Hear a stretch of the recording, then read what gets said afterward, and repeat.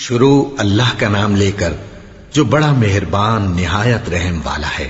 وہ قادر مطلق جو ہر خامی سے پاک ہے، ایک رات اپنے بندے کو مسجد حرام یعنی خانہ کعبہ سے مسجد اقصی یعنی بیت المقدس تک، جس کے چاروں طرف ہم نے برکتیں رکھی ہیں، لے گیا تاکہ ہم اسے اپنی قدرت کی نشانیاں دکھائیں۔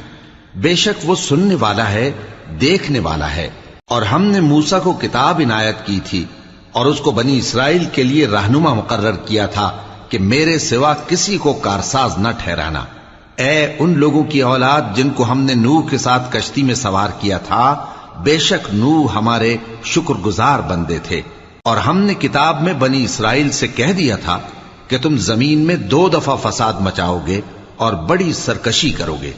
پس جب پہلے وعدے کا وقت آیا تو ہم نے اپنے سخت لڑائی لڑنے والے بندے تم پر مسلط کر دیے، اور وہ شہروں کے اندر پھیل گئے، اور وہ وعدہ پورا ہو کر رہا۔